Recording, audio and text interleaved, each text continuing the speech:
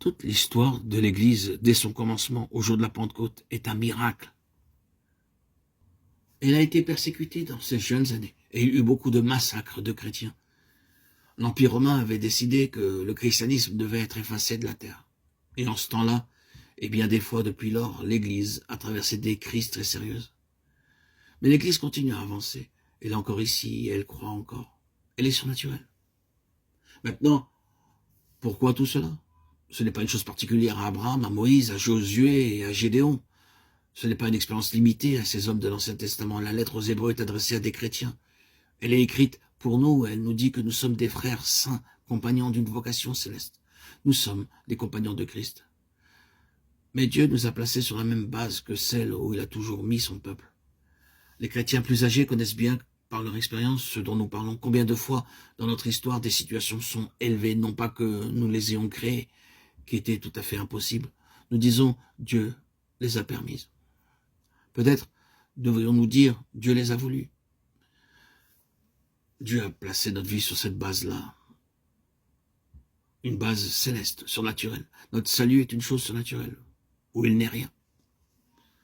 Oh, pauvre Nicodème, cet homme qui ne pouvait voir autre chose que la nature et qui, avec toute son intelligence, dit « Comment un homme pourrait-il naître quand il est vieux ?» Jean 3,4. Notre nouvelle naissance est un miracle. Notre maintien dans la vie chrétienne, c'est-à-dire le fait de continuer, est un miracle.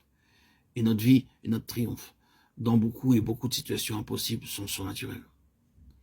Et enfin, notre enlèvement dans la gloire sera surnaturel. Nous pouvons mourir d'une mort naturelle, mais nous ne ressusciterons pas naturellement. Ce sera l'acte de Dieu. Et s'il est vrai que nous partageons sa gloire, nous qui nous connaissons nous-mêmes, nous dirons avec joie, ce sera un miracle. Une créature telle que moi, partager la gloire de Jésus-Christ durant l'éternité. Oui, cela sera surnaturel. Telle est la signification de la foi. Croire simplement que le ciel peut accomplir ce que personne d'autre ne saurait faire. La foi est une chose très pratique. Oh, toute une situation est naturellement désespérée. Qu'allons-nous faire à cet égard? L'abandonnerons-nous en disant « Oh, c'est impossible ». Rien n'est impossible pour Dieu. Si nous avons une base terrestre, bien sûr, alors nous nous confrontons à des choses terrestres qui ne sont pas de Dieu. Et beaucoup d'embûches se trouvent sur notre chemin. C'est la fin de tout. C'est le découragement, l'épuisement, l'échec. Nous sommes au bout. Une fin se prépare. Ou bien alors, dirons-nous, oui, il en est ainsi naturellement. Mais Dieu, mais le ciel est plus grand que la terre, et Dieu est plus grand que tout. Ah, tel est le message de la lettre aux Hébreux. Oh, j'espère, frères et sœurs en Christ, bien-aimés, chers amis auditeurs, auditrices, que nous comprendrons bien un peu mieux ce que signifie vivre une vie céleste.